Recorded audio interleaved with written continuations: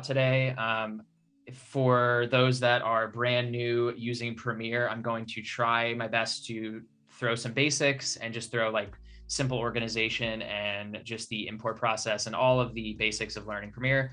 But for those that are a little bit more intermediate and advanced, we are going to be getting into some sound design, some titles, a little bit of masking and some like simple animations. And then we're also going to pop into After Effects and animate some titles specifically for this video. Oh, we're going all over the place. We are going to be all over the map today, no pun intended. And Andrew, just keep me in check if I'm rambling too much or just going way over time. Absolutely. So, we'll send you a rambling jail if it happens. I don't think we'll go there, but I'll send you there for sure.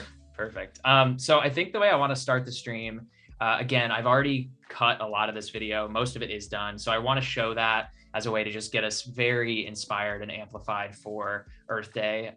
The goal of this video obviously was for the stream, but really for me, it was to aggregate all of the footage that we have created over the last 5+ years, which is a lot. So I have backup drives where I have footage that's stored that I really love, from Iceland to Abu Dhabi to every state in the US, primarily the West Coast. There's footage from all over the place. And I really wanted to just show the beauty of the Earth on its own with these clips, and tell kind of like our planet David Attenborough sort of story in a 2-minute time frame. Yes.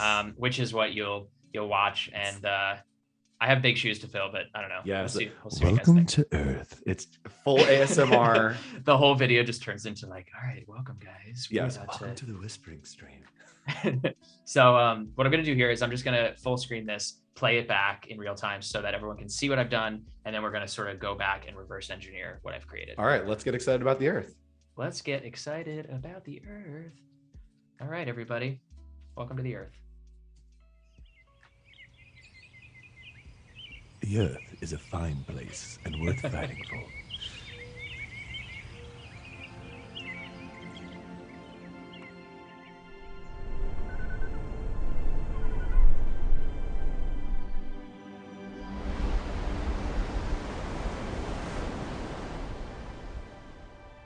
Sometimes I truly wonder how I was blessed to be put on this earth.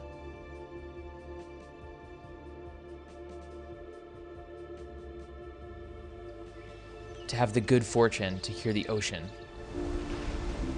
and to touch a pristine mountain lake. To visit the most beautiful landscapes on this planet and to truly appreciate the diversity and the sheer beauty of the earth.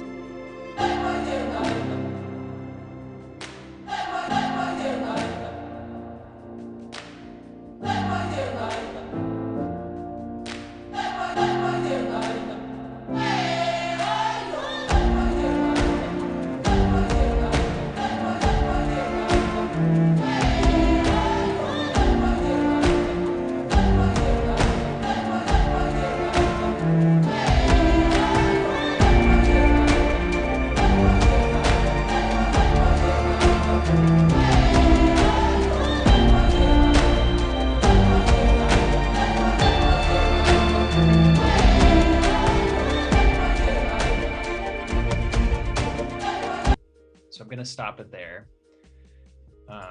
I just want to go out to the Earth now. Well, then my job is done. You did like it. We just all want to go out to the Earth. So there's a lot of things that I feel in just creating this short video that I feel proud of, in terms of pacing and timing and just the overall visuals that even as someone who is maybe standing on the outside, like I would watch this and feel really inspired to just get out and explore, whether that's down the street from where you live or across the world. There's beautiful places everywhere you go and everywhere you look. And my goal with just this short piece was to not have it filled with overlays and transitions and things like that, and just appreciate the shot and the environment for what it is. I do want to appreciate the title that came up. The nice little animation of like the outline was gorgeous. That got me for just a second. That right there. Oh yeah, that was magic. We are going to get to that. That's part of the stream today. So we definitely will show how to create that, and a lot simpler than you think. But I think with a video like this, it's very easy to go overboard and to create something that distracts the viewer from just the visuals themselves. And I wanted to, it took a while to find the right font. And this I actually found through Adobe Fonts. So I eventually found one that had like some slightly variated typeface and line weight. So that actually helped to, I think, like make it stand out. Yep. And that tiny little surprise working on a video like this always goes such a huge impact, which is a small little thing. It's like, oh, we're not just going to outline it. We're going to make it just outline move a little bit. Right. And that one little like 2 seconds makes it like a whole special thing. I love that you picked up on that too. I mean, as a designer yourself and an illustrator, like you pick up on those things. And so I feel like I want people to just see that, know it's there, but kind of move on from it. So so that's our video. So obviously it's not finished. Like there's more to it. It'll be kind of a shortened, like 2-minute version. But there's a lot going on there. And I want to try to make this the most useful way to bring people into Premiere, show everyone like more or less like how this was created, and then kind of dive into my tips, and then obviously dive into After Effects towards the end. So if you're just opening Premiere for the first time, welcome to the party. It's a great time. I'm going to move this real quick. So let's talk about this real quick. Yeah. If they are just opening Premiere for the first time, there are some great resources outside of this stream for them to also learn from. James, what things do we have here on Adobe Live that people can learn Premiere on? Oh man, you have a lot that you can learn on. There's the Daily Creative Challenge, which I have hosted, and I'm hoping to be hosting a little bit more of. So I think maybe next 2 months, but there are plenty of other resources right here on Behance and over on the Adobe Creative Cloud YouTube channel. So yep, plug that. Check them out. Yeah, and if you want to check out those daily creative challenges, we do have them at behance.net/challenge/premiere. We do have some awesome ones from James. We have some more coming up from James, and then we have some other ones starting in the next few weeks. So make sure you check that out. I'm sure Sam will drop a link over in chat. Wait, we're that way today. All right, over in chat. Somewhere, yeah. Like, I don't know where we are. One of those, yeah. All right, let's hop in.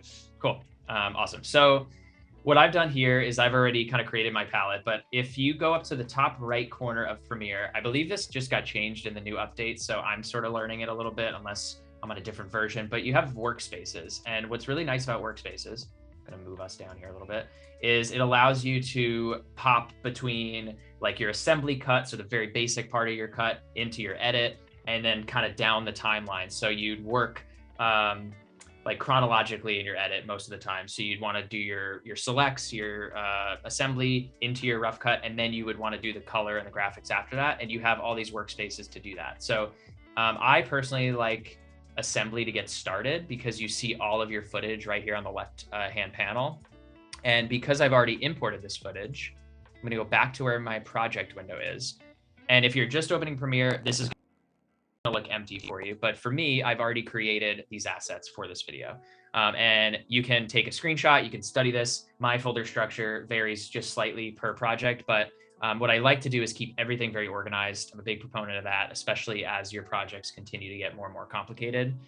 So your video assets, I like to have a sequences folder because we're gonna show a little bit later into the stream, nesting sequences is great for stabilizing footage, for adding different effects to them. It's essentially like a group that you would have in Photoshop or Illustrator or a pre-comp in After Effects. So I name those nests and I put those in a different folder.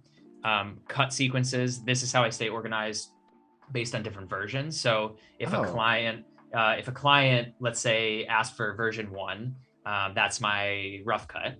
And then I would duplicate that version once I make more edits, because without a doubt, a client always wants more of what you initially had. And if you edit over that version, you're now destructive and you have to go recreate it. So I always duplicate my sequences and I name them different versions. And then if it's like the final version, I'll color code it with a big like final, and then that's usually final. You know. And for those of our viewers that are newer to Premiere, what is a sequence? It's basically like a small part of the overall video, right? Yep.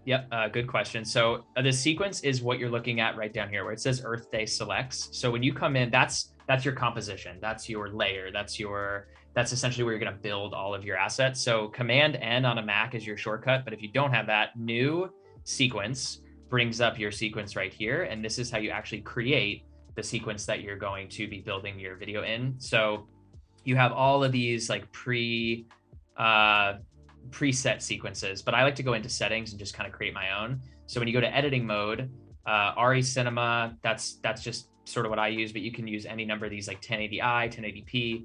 RE Cinema gives you, let's see, 2396, 2997.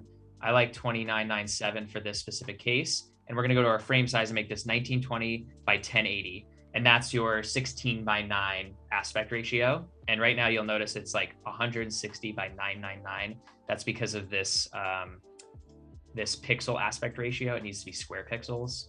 And this is just, usually it will pop up a little more standard on a new window, but this is a new laptop. So, and then you would just name your sequence down here, whatever you want to name it. So we're gonna name this Adobe Live, and then you just press OK. And now we have a new sequence that has popped up right down here. And this is where you're going to drag all of your assets into said timeline. Yep. So it's just like in a movie, if you're talking about like, oh, we're working on the car chase sequence or whatever, it's just the car chase, not the entire movie, right? We're just working on that tiny little part. Exactly. Yeah. And that just, and you can create as many sequences as you want. That's why I like to have these folders that organize them all, because in a certain project, I may have a sequence for like different sections, and then I have like a full master sequence.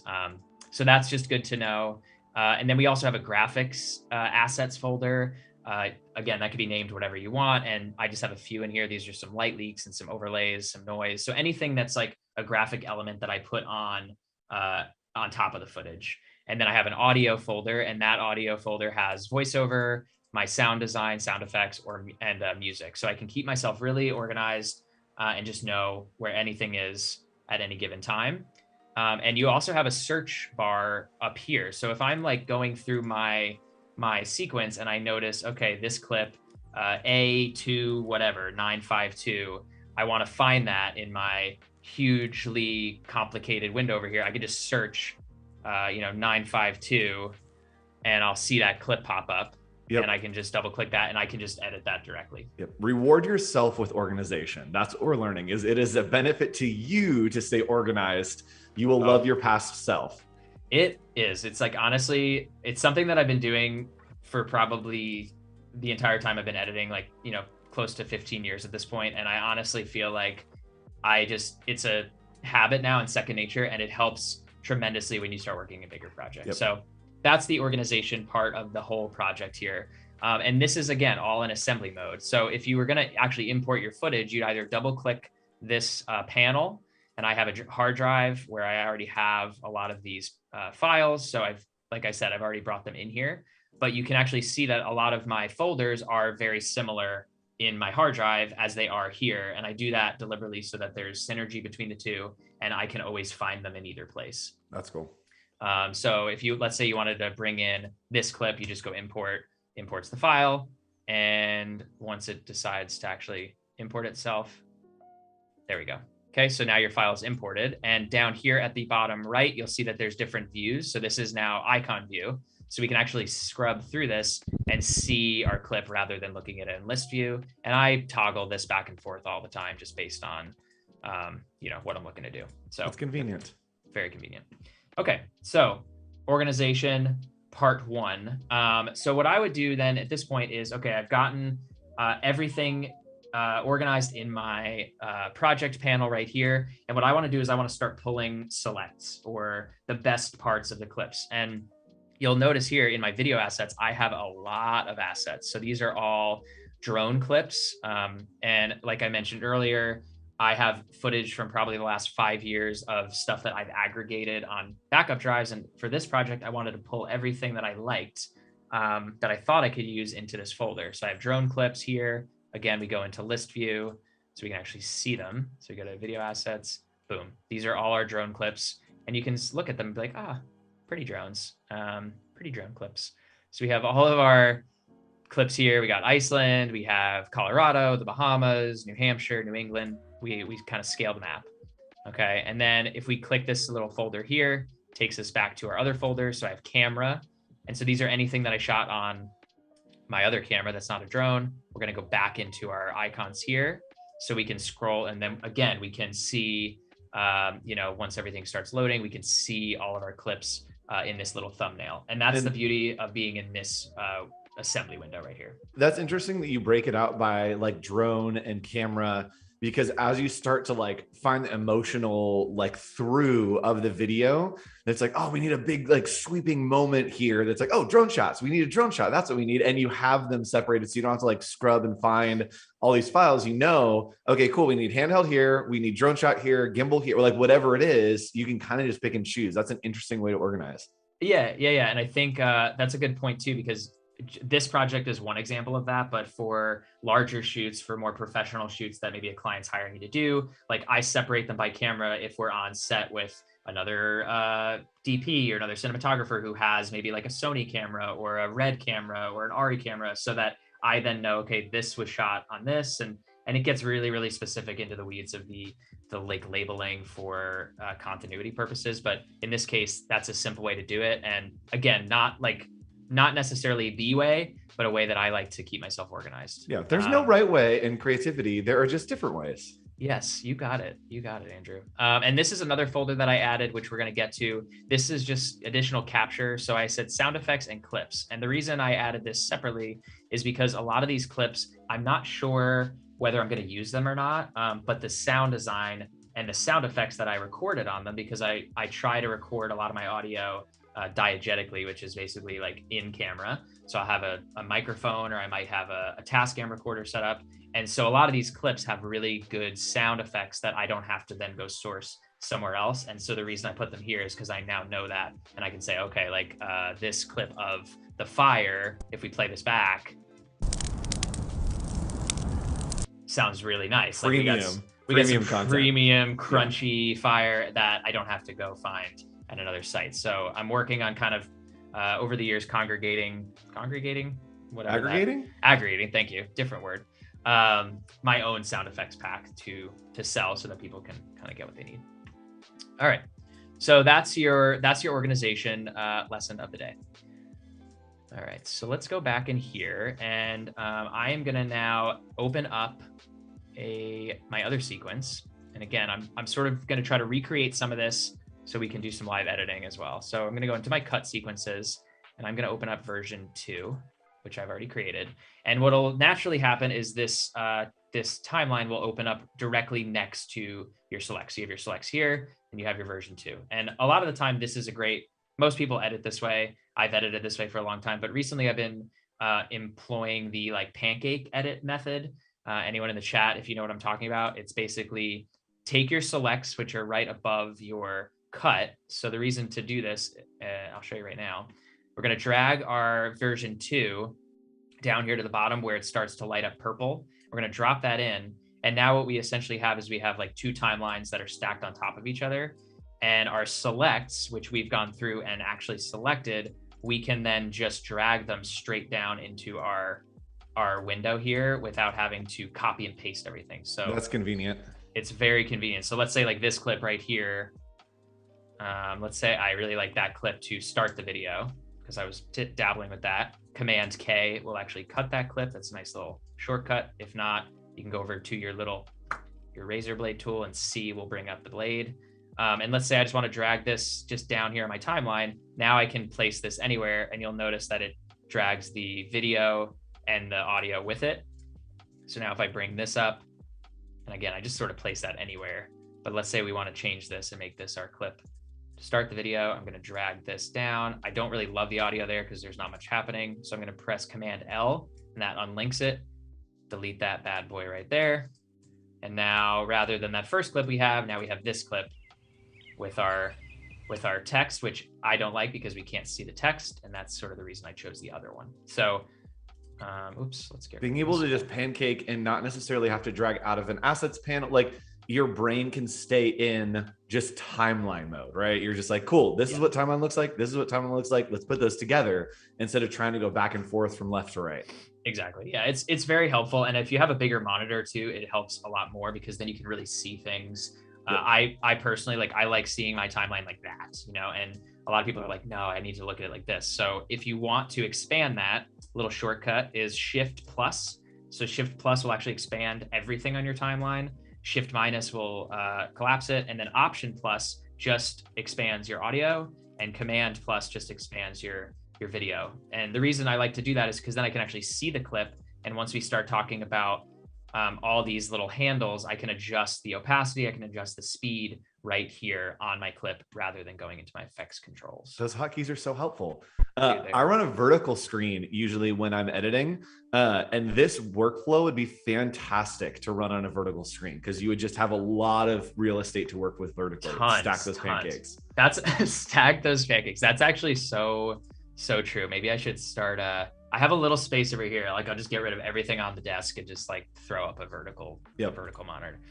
Okay, so let's just let's go a couple minutes. I want to actually do some selects and show you real quick how I kind of came to this point. So this is the more rudimentary part of Premiere, but it is so important because it gets you from point A to point Z, and it's the starting point. So I'm starting my video from scratch, even though I'm not. So Command N, we're going to go back in here. I'm going to go to my settings. We are going to go to our RE Cinema 2396 is what I'm setting that to. Again, 1920 by 1080.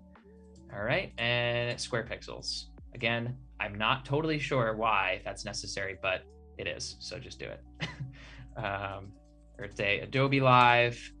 Okay, and we're gonna name this selects so that we know this is our select sequence, and press OK. And now you'll see that we have our selects that I've done, and now we have our new selects window. And I'm doing this again so that everyone can kind of see the process behind how we do this. So this is basically how I would start. I'd go in here, and this is sort of the first preliminary process. Imagine this being like your research for your research paper. You go in here and you say, okay, like double click, where in this clip do I like? Okay, I like that there's a little bit of movement here. Maybe we can slow that down. So I'm gonna go I for in, O for out, and then I'm gonna press comma. And you'll notice if we zoom in on our timeline, comma brings our entire clip right into our selects panel, which is great. So rather than anything that's a shortcut saves us time and it saves us money. So there we go. That took literally like half a second. And now we're on to our next clip. All right, so now we go here. Maybe I want to bring up this cool field, but I don't like the way the sun's blown out. So we're gonna skip over that one. Let's go down here with me swimming. I look straight up like a frog, but it's a very froggy stroke. Yes. It's a super froggy stroke. So this is a longer clip. I want to make sure no one sees my bald head. So we're going to go here because I like just that little movement. So we're going to scroll I, and I like my little backstroke. So we're going to go O again, comma, and now we have that clip. So now we got 2 clips in our timeline with the audio brought in. And you're noticing if we drag this down, there's really not much happening audio wise because it's pretty low. So on this first clip, I'll just Command L and delete it. That's one option. Or if you want to hold on to that audio in case down the line, when you're bringing it into your project, you may use it, you can actually highlight this and go to enable, and you disable it. Oops. We just want to disable the audio. So I'm going to just disable this.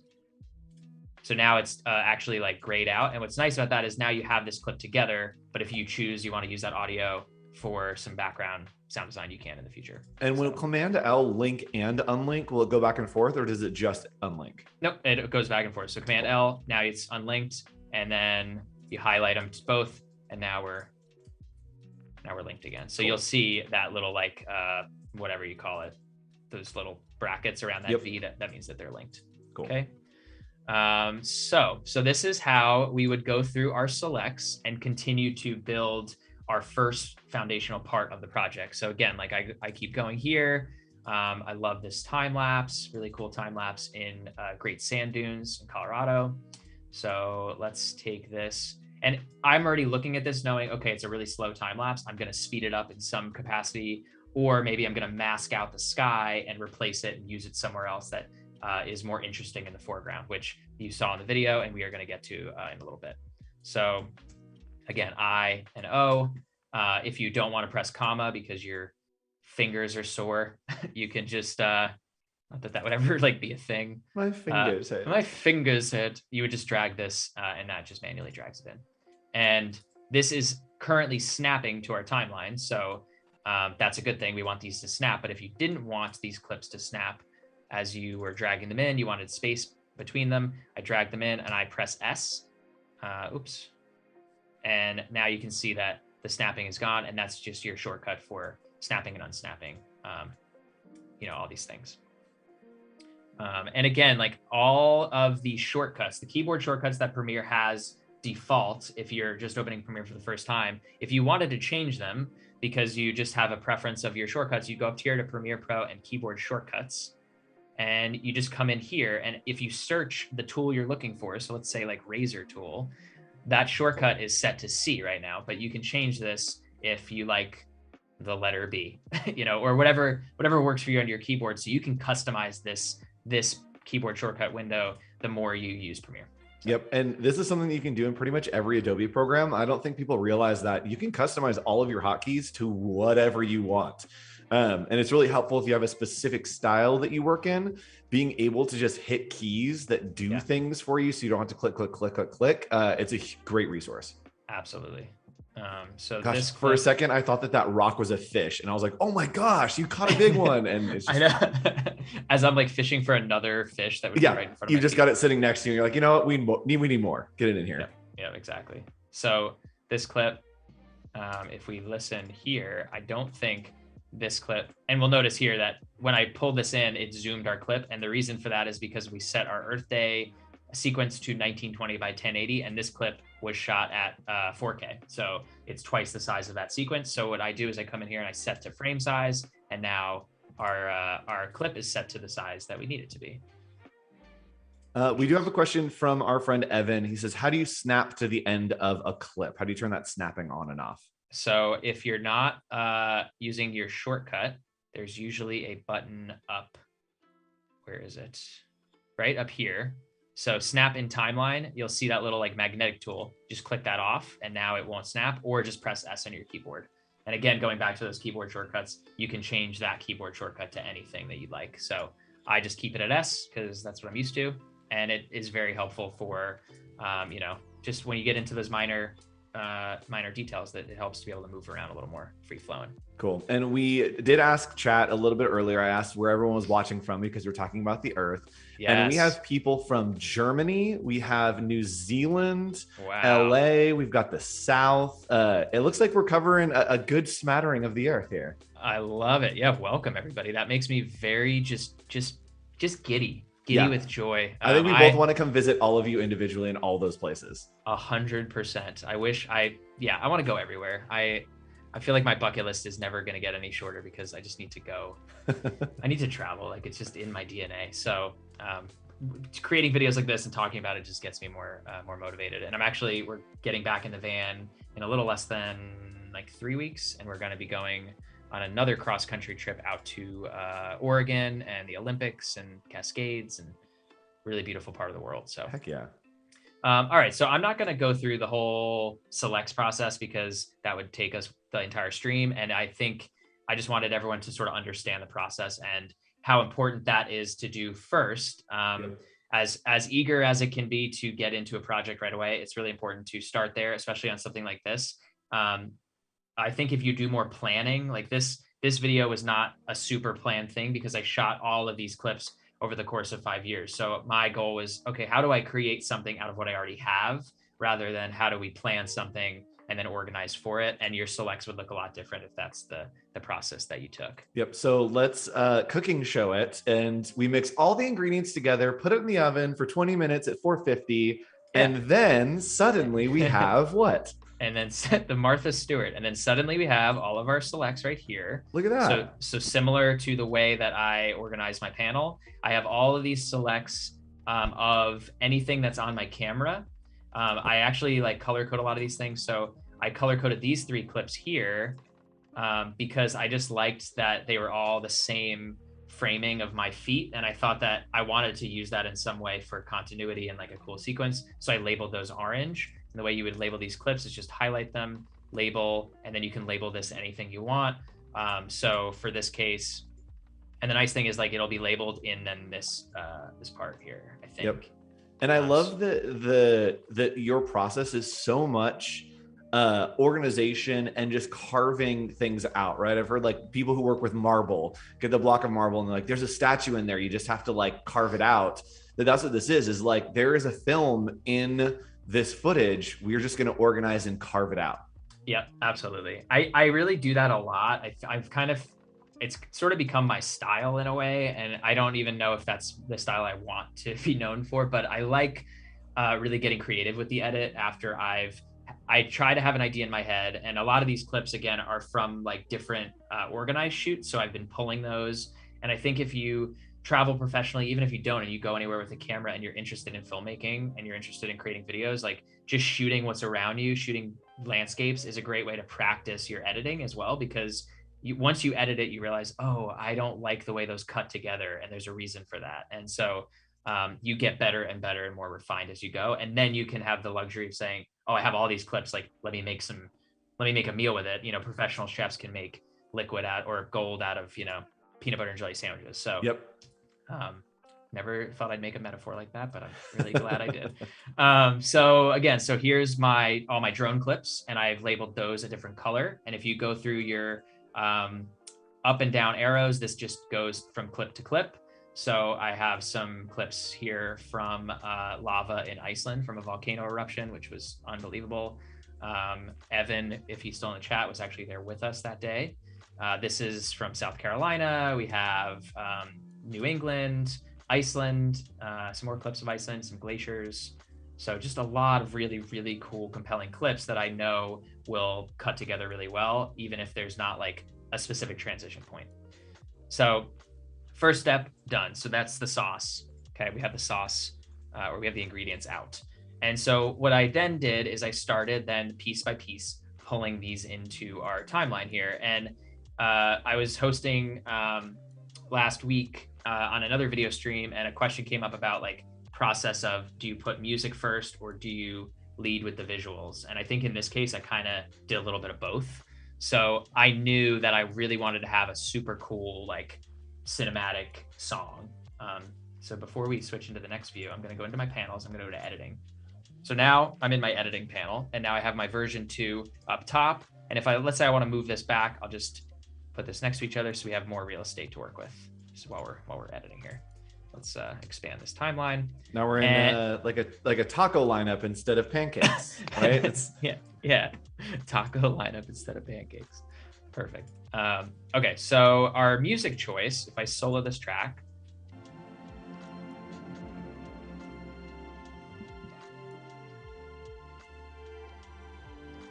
the reason I liked the intro to that is just it gives you time, it gives you some space. And again, my goal for this is, in a world of everything coming at you really, really fast, social media, Instagram Reels being vertical, TikTok, it has to catch your attention right away. My intention with this was not to do that. It was to create something that, if you have patience, if you really are enjoying watching things like this, you can sit back and just feel almost like meditative in a way. And so when you're working on a video like this, are you thinking about like, what's the journey that we want to take them on before you even start? And then that helps you kind of make these early decisions?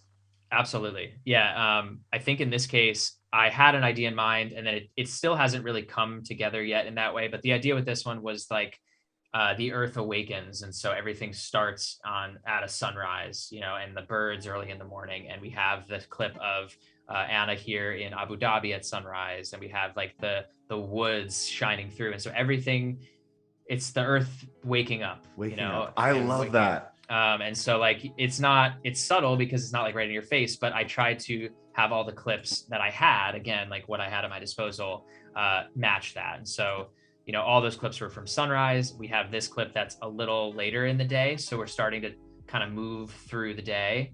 And when the song hits here, we get a really nice, like a natural, like downbeat of the song, where I thought, okay, this will be a really great time to include some voiceover. And rather than have the voiceover start the video and just immediately get you in, it gives a viewer a chance to like sit in their seat, breathe, get into it, and then all of a sudden be introduced to the narrator. And almost wake up to the video. Exactly. Yeah, wake up to the video. Perfect way to put it. So that was my intention in the beginning. And then ideally what I wanted to do is, as you continue to kind of move through the video, you're seeing more of the shots of at first it was like more shots during the day, but I just didn't want to be that chronological. And my intention at the end, which I didn't have time to finish, is to kind of end on some of these like campfire moments where like you hear the crackling of the fire and like maybe some other voiceover to kind of come out with it. So that was the idea for the story.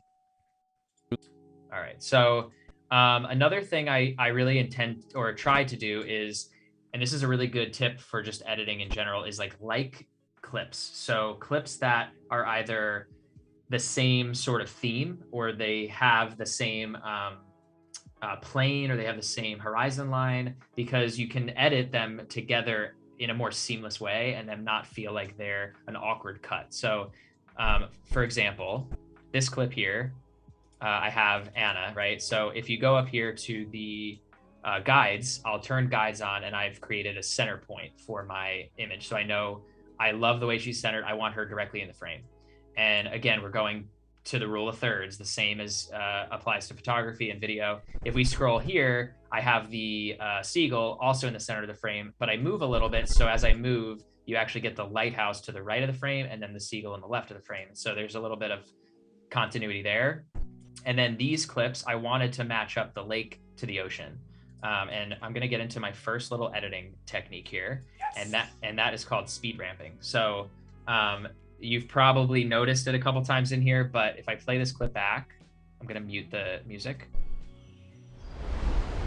You can see just this clip going from one speed into this really fast speed here, and we'll see the arc on our clip. And the reason I like doing that is it just moves the pace a little bit more, and you can then time clips to sounds of music and different beats in a song. Yep. Anytime I see speed ramping, all that I think about is that sequence in 300 where it's like pulling in and zooming, and it's got that like speed ramp into the slow and then speed ramp back into the fast. It's awesome. It's awesome. And like, I mean, you can get so detailed and like just out of control with it, but I try to use it a little bit subtly for this specific case. So this clip here, we have a 4K time lapse. So if I actually turn my properties off, we go up here into our effects controls, you can see that I actually scaled this from 165, or maybe I didn't scale it. Let's see. We're gonna delete those keyframes here. And again, this is what the clip looks like without that scale property. So I'm actually going to keyframe, and I want to have the clip start in on that horizon line and then zoom out so that when it speeds, it's like being pulled out into the next clip. So I'm going to go, we have our stopwatch on, so I'm going to press add keyframe here. So we start at 115, let's drag down, and let's go maybe 145. And let's see if that's subtle. And I'm going to drag these keyframes all the way to the end of my clip and play that back.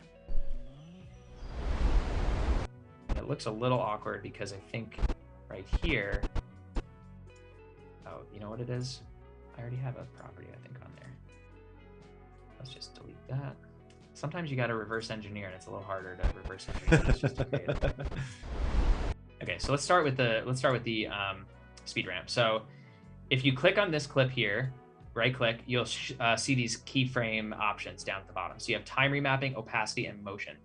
Time remapping, you click speed.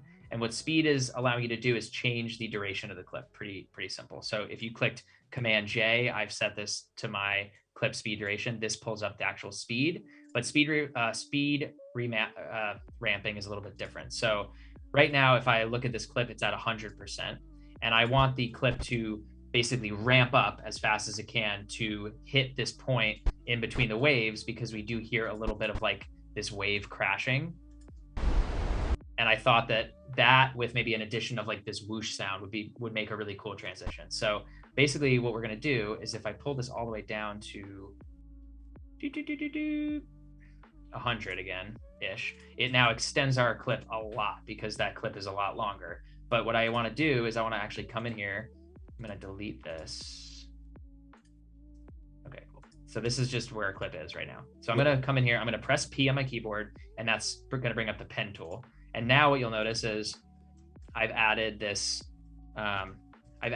little like point here, and anything to the right of this is gonna actually be faster or slower depending on what you do with this level. So I'm gonna pull this all the way up. Let's go to like 850. So that's 850% of that clip. And now you can see that the clip has gotten shorter. And this would look cool, but I want to actually go in and adjust these parameters, because if we pull these apart now, we have an option to like ease this clip a little bit more. So it's not so abrupt. Yep. All right. And then I'm going to drag this down so it's a little bit closer to my clip, and just let's play it back and test if it's too fast. Okay, that's pretty good. That's really fast, but it's just enough where it kind of gives you the idea that like something is happening. Yeah, little visual interest. Absolutely. So like some visual interest going on. All right. And then again, if we're going to take this clip, maybe I want to zoom this in at the same time. So I'm going to go up here to scale. I'm going to turn these scale properties off and reset myself. So these parameters here, reset your parameter, reset and reset. So now this is the way that the clip was shot, which actually looks really nice. Like I like being able to see the whole thing, but I do want to zoom in on it a little bit and make it just that much more impactful. So we're going to press toggle animation. Let's toggle the position in case we have to move it. And I'm going to drag this all the way down, and we're going to go right about here. All right. And let's go to 145, because that might be really crazy. And then we're going to drag these keyframes. Sweet. Ooh, that's a cool effect. Yeah. So again, like very simple to do. And I think when you stack them on top of different clips over time, and when they're used in the right ways, they're subtle, but people notice them. And I think that's what's really cool about these motion parameters up here and keyframes like this. So let's see. So I have that. Let's see. I know I have a couple other options here of where I speed ramped. All right. So we're going to get to speed ramping again, but I want to hit on another really great trick in Premiere, which is nesting, like I mentioned before.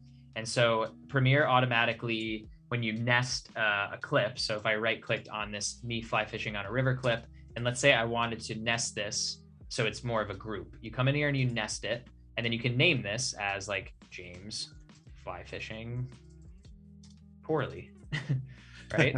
So that was when I was just learning how. And now we have this clip that's on its own, now own sequence. So we've created basically its own spot that we can then do whatever we want to this. But the reason I like to use nests is to stabilize footage, because it allows you to nest a clip and then stabilize something if it's a little bit shaky. And I'll show you what I mean by that. Let's find a good one that I did here. How we doing over there in the chat? Any questions, Andrew? What are we, am I good? There hasn't been anything coming in. If you do have questions, go ahead and drop them into chat. Let us know and I'll pass them along. We can chat about it. Cool. I do, while we do this, want to talk a little bit about the history of Earth Day, because it's coming up tomorrow, actually, is the 52nd Earth Day, I believe. It started in 1970. Over the years, 190 countries have engaged and celebrated Earth Day. And it started, April 22nd, 1970, as a start of awareness for modern environmental movements. So we're in. Man, I love that. Right? Yeah. 50 some years. It's funny because you kind of think of things as Earth Day as like, oh, we've always celebrated. And I love looking into the history and figuring out like, oh, where did this actually start? And I found if you want to go to earthday.org, they have great resources there. And on their history page, they actually have a clip of the news broadcast where it's like the idea of Earth Day is starting, which I think is so cool to see the genesis of this thing that we celebrate every year. Yeah, it does feel like it's just been a part of our history, and really should have been for a long time. But it's cool that we're celebrating 50 years and hopefully continuing many more, and just having action too. Again, like Paco was on here yesterday, and we were talking about just getting out and taking action, and that doesn't necessarily mean having to donate to organizations or anything like that, although that is great. But taking action and again educating yourself on the plants around, the birds, the wildlife, just the atmosphere, geography in general, I think is a great education. Yep. So one of the things, and this is a little bit of a side story, but one of the things that I've gotten into is magnet fishing. Magnet fishing. And so it's fun, but it's really like an environmental kind of hobby. And I got this big magnet and you hook it onto a carabiner and a super long rope. And I'll go to like lakes and rivers and beaches, and you just chuck this magnet in and then drag it along the bottom. and it picks up any metals that are down there. Oh my God. And so you're finding cool stuff, but you're also mostly just like cleaning up rivers and lakes and ponds from like bottle caps and random stuff. And so I found like knives. I pulled a printer out of a lake, like a full-size printer that someone had just chucked in there. And so it's become this fun, like it's a great hobby. You find cool stuff and you're helping out the environment. So if you can do something like that, that's great action. If you have fun doing it and it helps, go for it.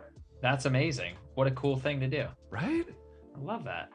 Yes. And anyone else that's in the chat, like, let us know what you're doing for Earth Day, what you are going to be doing to celebrate this weekend. I will be doing some fishing and just being outside. So it's going to be fun. Yep. And we have a question from Clever Delin saying, what length of times is considered a typical short film? What's kind of the zone that you would shoot for something like that? That's kind of all, I guess, relative to what the project is. Like, I'm calling this a short film, but I would hardly like categorize it as that. It's more of like this, it's almost like a glorified montage that I'm trying to kind of turn into a short film. Yep. I think because you can consider short films to be 20 minutes too, if they're more like narrative based. So it really is whatever you feel like. I think the answer is whatever you feel works to tell the story and get the point across that you want to tell. And if it's shorter and it can kind of keep people's attention in that time frame, then go for it. Yep. All right. So let's say this clip, I really like this clip, but maybe there's a little bit of shakiness to it that I'm not loving, even though I think it works handheld. So again, this is to show kind of how we use nests. So we're going to right click, nest, and Anna, hand, water. And then I just press nest. So I know if I'm going to go back and organize this again, I can then throw that right in here and everything's titled nest. And I want to actually warp stabilize this. I want to try to stabilize this footage because at the time I didn't have a tripod. So warp stabilizer is under the distort video effect. We're going to drag that puppy in there. And then you're going to notice it's going to do its thing. It's going to initialize. And the result is essentially smooth motion. And it doesn't always work. Sometimes it gives you this weird, I don't know, like banding around the edges, but let's play it and see what it did. That did a pretty good job, actually. And I feel like just that alone helps to stabilize the subtle shakiness that was there. And if you're doing a clip that's way too shaky, what you can do is adjust these parameters. So you can adjust the stabilize, crop, auto scale to maybe stabilize only. And then what it'll do is it won't crop this outside edge. And then I love watching that view. Yeah, I know. It's awesome. So this is a very powerful tool to use in After Effects if you don't have a tripod, if you had a little bit of shaky movements. And the way that you would do that is to nest these clips and then add that stabilizer on top. And you'll notice that I've used that kind of throughout this piece. So the way we started here, this clip was very shaky and I've stabilized it to the point where, it works as that handheld clip. All right, so we are just getting through it, everybody. I want to get into some cool okay, this is what we're gonna do. While we're still in Premiere, I want to show how to mask out a background like I was mentioning before. So if we play this back here, I'm gonna play with the music because let's just get it. Let's vibe. Here we go. So let's play from here. On this planet, and to truly appreciate sorry, didn't want that. On this planet. Why is it doing that? It just keeps going. And to truly appreciate the diversity and the sheer beauty of the Earth. Cool. I love that song. It's just like so. I searched world. It feels very world. It feels very worldly. At first, I was like, I don't have any footage of like cheetahs running through the safari, which feels like that's what I should be seeing. But it also kind of works. So I'm okay. I'm okay with it. So and someone is asking in chat real quick, why did you nest first? We talked about that a little bit. Why did you nest before you did the stabilizing?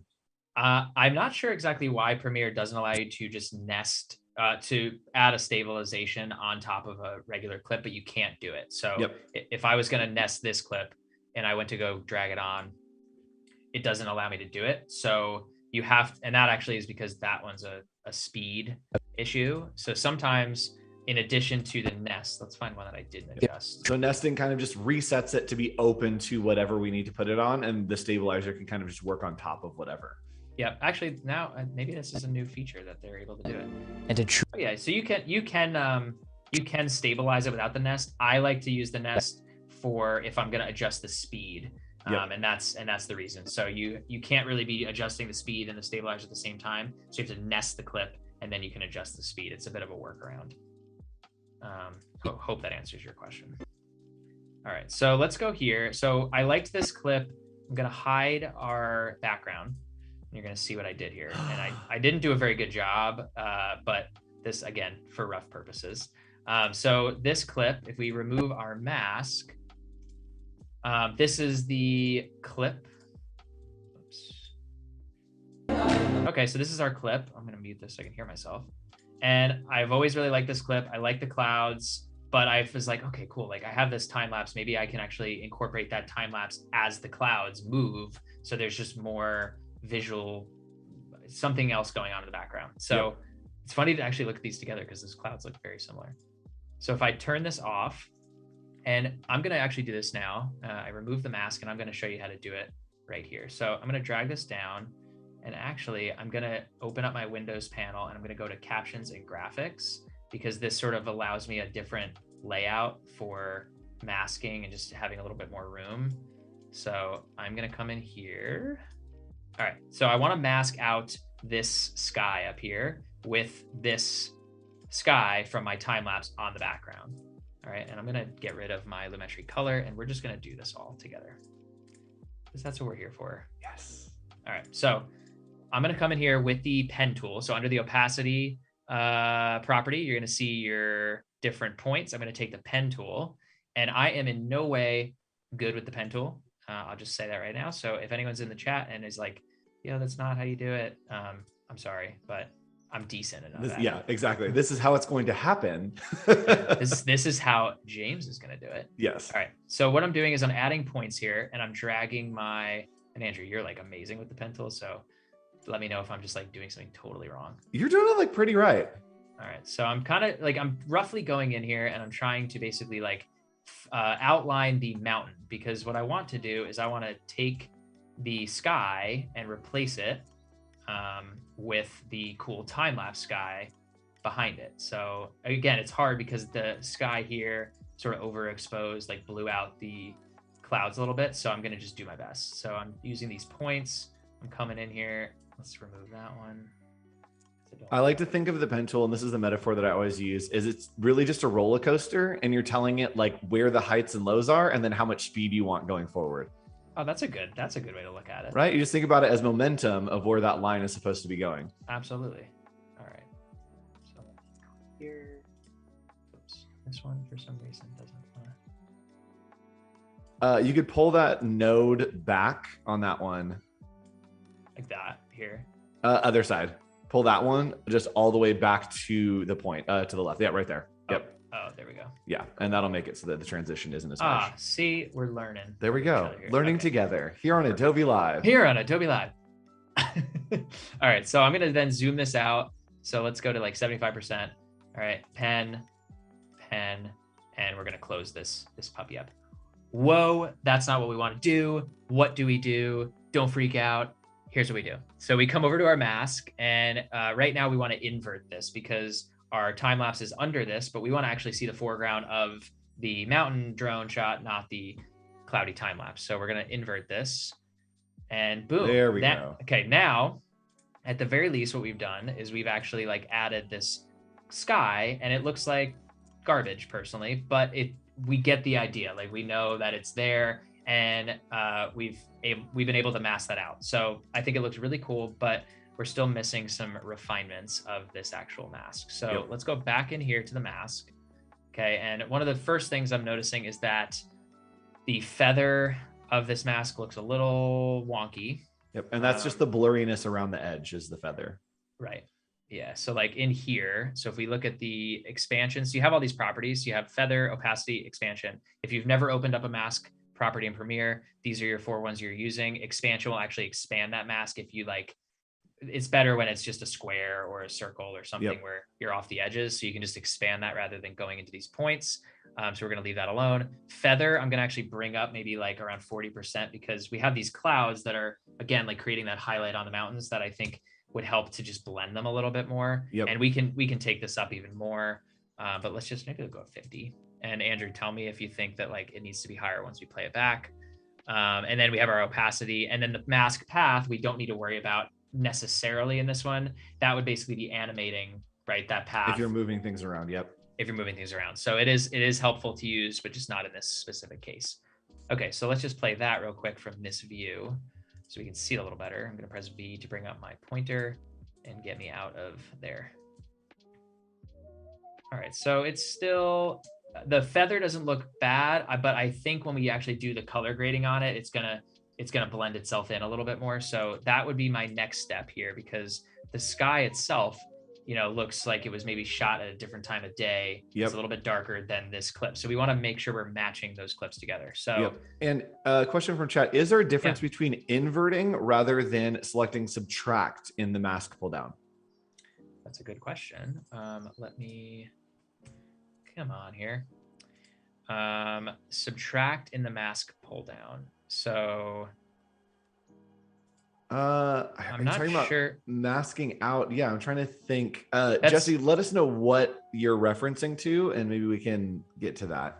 I think it's the same thing, because you're inverting, you're just subtracting it. Well, I don't know if you're necessarily subtracting, but that's in essence what you're doing in creating that mask and inverting it. So yeah, similar concepts. Yeah. All right. So next thing I want to do is I want to actually color grade this. So I'm going to go into my panel. Again, we're working in different panels here all the time. So we're going to go to color window. And now we have our lumetri scopes to the right, or lumetri scopes, however, what part of the world you're from. But we have all of our, basically our information here, which I'm not as concerned. I'm mostly concerned with just getting it to match the clip that we have right here. So I'm going to go to my... That feathering is going to be super helpful for us to match the actual sky atmosphere from what's there. Even though it has the haloing, like it's going to be super helpful. Yeah. So we want to make sure that we're actually clicked on our right clip, because I was on my mountain clip. We don't want to do that. We want to do the one underneath. So the first thing I can tell and I notice is that this is a much warmer foreground, which I think looks really good. If we wanted it to be cooler, maybe we would do the inverse and we would color grade the mountain rather than the sky. But I'm going to color grade the sky, and I'm going to bring up my white balance, and I'm going to just warm this up. And you'll notice that, okay, like cool. Now we're bringing some warmth back into this sky a little bit. So again, toggle on and off. Okay, just that alone brought in some warmth. I think I want to definitely bring the highlights up, because that's where we're going to see a lot of the blending happening along the ridge of that mountain. And I want to take these whites and I want to really bring these up, because again, it looks like we're shooting this, I think I was in the middle of the day. Yep. I also want to just keep bringing this warmth up, because I think it's still a little blue, but it's a blue sky. We want to keep the integrity. And I actually think I might bring the saturation down a little bit, because the sky seemed a little too blue.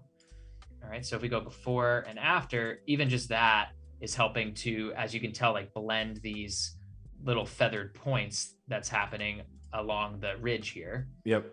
And then we can take it one step further, and let's go in, and it looks like maybe the midtones, let's change the blue hue slightly. And I was going to ask, are you looking at any parts of the mountain to pull those colors? Like the road is the lightest and the shadows are the darkest. Are you trying to pull to match certain places?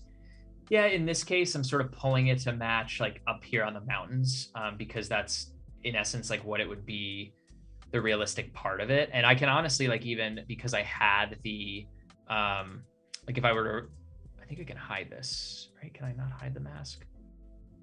Well, oh yeah, here we go. So if I actually hide that mask and turn it off, you can I can sort of see what it looked like when I shot it. So I can do my best to match this. So what I can tell here is that the blue sky is still a little too dark. So I might bring those whites up a little more. And it looks like maybe the hue of that sky is a little too purple here, but I need it to be a little more like teal. Yep. So I'm gonna work on those two things right now and make sure I turn my mask back on. Okay, so again, we're just playing around. So I might actually bring the exposure up a little bit until there's no, I want to make sure I have all the information here and I'm not clipping anything. So right here, you can see that at my lumetri scopes, I actually have this long line, and that's probably because some of this is being slightly blown out. If I were to adjust this, you can see now I'm not clipping, but in this case, I think it's okay because you're not really going to tell. Yep. Let's see, tint. I'm going to maybe take the tint to the green, just a twinge. It's looking good. Yeah, it's coming together. And then curves, we want to take the blue and we want to change the hue of this a little bit. So I'm going to take the eyedropper tool, right? And we can sample the color. And what it's done now is it's created these points right here in my hue window. And I'm going to hold shift and pull this one way or another. So this is like extreme. Obviously we don't like that, but I just want to pull this up subtly to bring more of like the blue hue of that western sky. You know, it looks really good. All right, we'll bring that up. And if I toggle that off, you can see that did just enough of what I'm looking for. Again, subtle. Subtle is the name of the game in this sort of situation. You want it to seem like it's there. And let's take the saturation down just a little bit as well. All right, so eyedropper tool there, shift, and that's too much, but let's just bring it down a little bit. All right, and now if we press before and after, we've now done a really pretty darn good job, if I do say so myself. World of difference. World of difference. We should just have like all these earth puns today. Yep, that's it. Any sentence needs to be earth.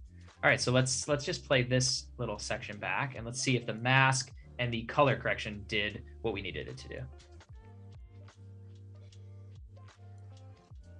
Cool. So it's certainly, there's still like, you can definitely tell, Andrew, I'm sure you can kind of see some of like the fringing happening maybe up here on the mountains, but I think overall you can come in here, you can refine this as you need it. But the masking tool, it's a really helpful tool to use in Premiere as you go through all this and as you create different kind of hybrid environments. And I just think it's a really cool effect to be able to cut certain things out. And we didn't have a ton to cut out. Obviously we can see up here on the trees, this is really where you can kind of notice it the most, right along the tops of the trees, because we have a stream that we have to make sure we have time to continue on, and we can't cut that out all day. But doing stuff like this is, especially with a shorter clip like this, you can kind of hide it because it's only on screen for what, 2-3 seconds. Yeah. You can kind of hide it, especially with the motion, with the movement. You'd have to really focus on this clip to notice that was happening. Yep, exactly. There's something weird happening on the side there. But And Jesse Rogers is saying the color correction really fixed that seam. Yes, it did. And I think that having that feather was super helpful because when we're able to see what we're matching to what's actually there. Yep, absolutely. Absolutely. Cool. So I do want to get back into color correction a little bit more if we have some time later to show a couple more views of like comparison views and how to actually grade certain clips to each other. But I really did want to get to the title in After Effects and Let's do it. Show everyone how to sort of create this. Let's do it. Yep. And for time, we have about 50-ish minutes left, cool. I believe. So we got some time. All right, great. Awesome. All right. So as I mentioned before, and as whoever was watching this in the beginning, I'm just going to play this real quick. This is our title, just a very subtle title. So sometimes I truly wonder how I was blessed to be put on this earth. Man, Nat Geo, what's up? Are you on the stream? Right? Yeah. What's up? Sponsorship. Let's do it. So, all right. So the way I started with this title, first, I went over to Adobe Fonts to find the right font. What did I do here? It's Adobe Fonts, right? Yep. Yes, fonts.adobe.com, straight through. Fonts.adobe.com. I honestly cannot remember what the name of this font is, but let's go find out. Okay, I'm gonna guess it's Railway. I think it's Hero New. Hero New, not even close. We tried though. But close. Railway looks very similar though. Yeah. Okay. So basically what I wanted is, again, head over to Adobe Fonts. They really do have a great selection of fonts, so you can kind of search different font packs here and just like start to see what stands out to you. And again, what matches the theme or the style of the video that you're trying to create. And in this case, I knew I wanted something subtle, simple, clean lines, like very light and just fading in, but still standing out. And that was my intention. And what I ended up with was this font called Hero New. So I came in here and I really liked the way it looked. And I've come in here and I've activated the main font here, and I've activated another line weight, you can do ultralight. I actually kind of want to maybe activate this one as well. Just in case, why not? Because now that I see them, I might actually adjust our title a little bit. So I'm going to activate both these. If it's included, why not sync them all? Done. We're doing it all. Okay. So you're in Premiere. You want to create a cool title, maybe outside of Premiere in After Effects. So what you can do is, I, again, have already created this, but I'm going to recreate part of this in Premiere, and then we're going to bring it into After Effects. So I'm going to go into our panel here. I keep moving us around, Andrew, because the panel's like right up here. That's all right. Captions and graphics. Okay, this is where you're going to do your titles. You can do them other places, but this is where you should do your titles. All right, so I'm just going to use this frame just to get my title on the screen. So we're going to press T, and we're going to type this out, okay? And the beauty is, or what did I say? The earth. The earth, and the beauty was the other part. The earth, okay? Looks awesome.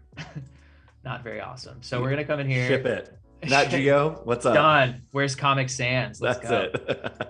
All right, so I'm gonna come in here and I'm gonna search for my text that I just activated. If my mouse cooperated with me. Okay, hero new. Here we go. All right, let's try that again. So hero new. There we go. Okay, so hero new. That looks already infinitely better. All right, and if I right click, or if I double click this, I have my other options. So I have my regular now, I have my light, I have my thin, and I have my hairline. So I have different line weights, which I really like because you can create, and Andrew, I know you really enjoy that as an illustrator and someone who's super into graphics. So let's say this is maybe the start of what we want to do, but I want to, rather than just like a normal opacity fade or just a simple fade in, I want to do something a little bit different. I want it to kind of like blur in and have a bit more character to it, right? So what I'm going to do is I'm going to right click this clip here, and we're going to actually go in and animate the rest of it in After Effects. So you right click and go replace with After Effects composition. All right. And now, because we already have After Effects open, it has opened up in that same project, which is great. So we have our other one right here, so we can kind of reference it.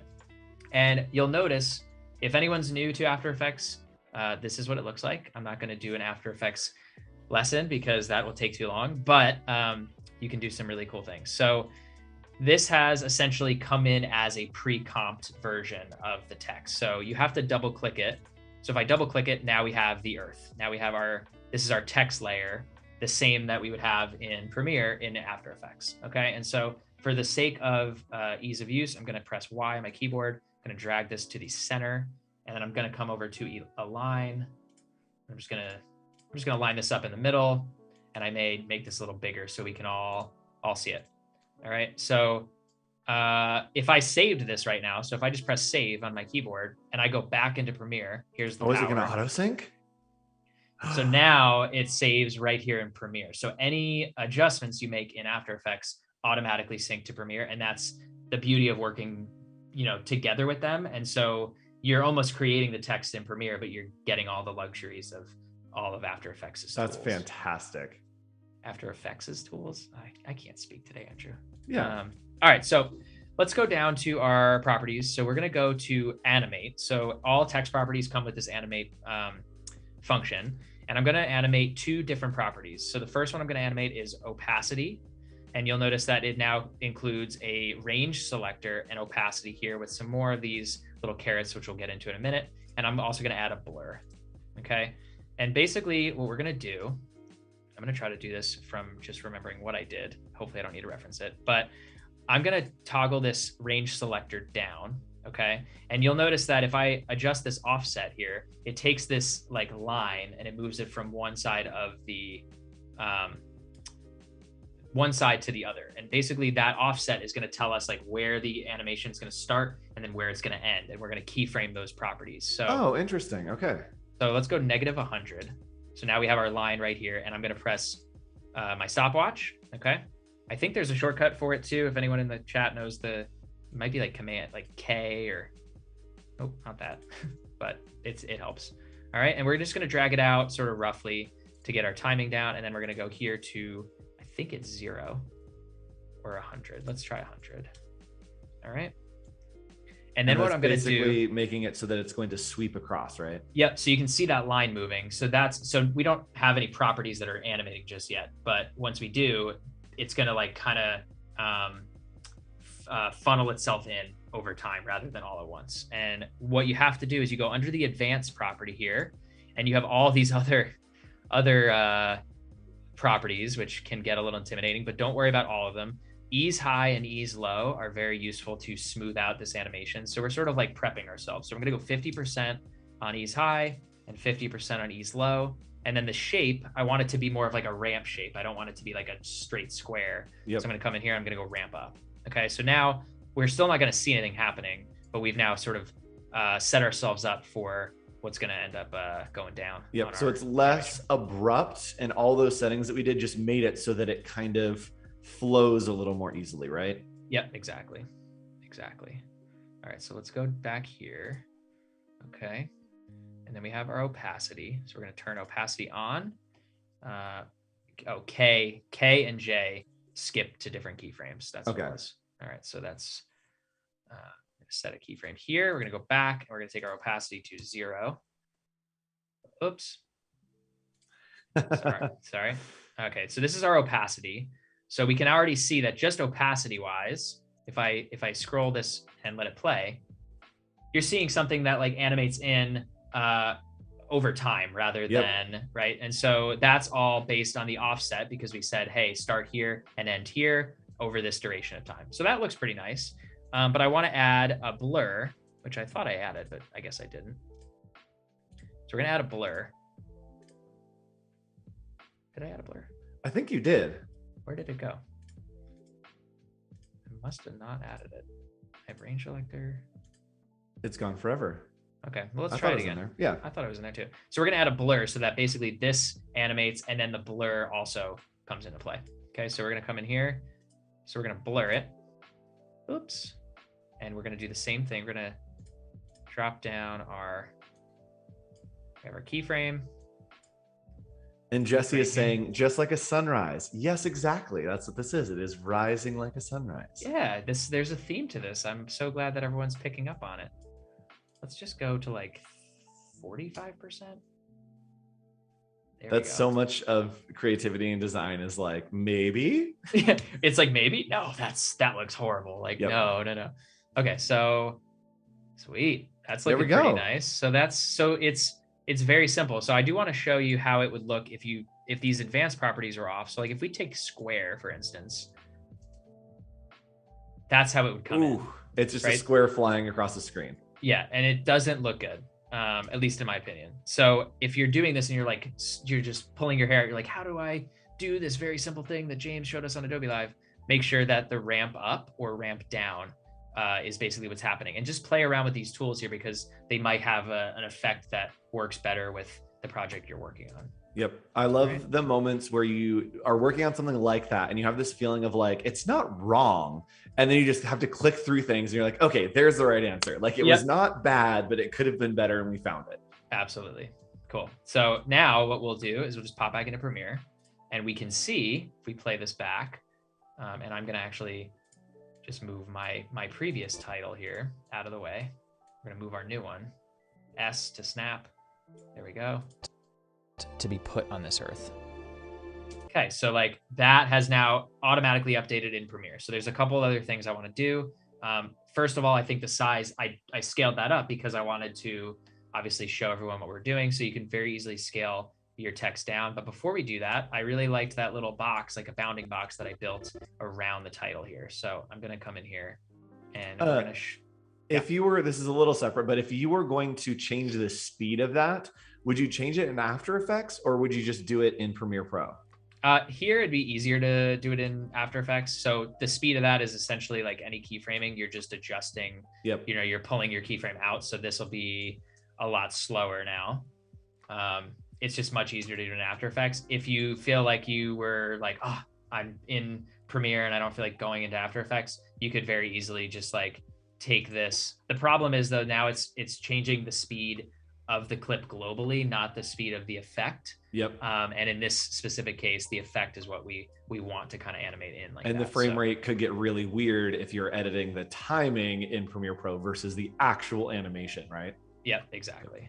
Okay, so I like the way this is looking. I want to actually adjust some different line weights. And so we added the text in Premiere, which was really cool, but I can also then edit the text and change the font and change the color and change all those things right here in After Effects. So if I double click this, I want that earth to really pop, and I want that line weight to be, let's try regular. That might be too thick, but you know, we'll see. But it looks cool. Let's actually let's go maybe the other one. Let's go light. And I like that the way we've set this up, and this is kind of the way that animation in both programs works, is you have your base, which is the text, and then everything we've done is just stacked on top of that. So you can still change the base, and all the other stuff is still stacked, so it will just animate whatever that base is. Yep, absolutely. All right, so let's maybe change the color of the earth.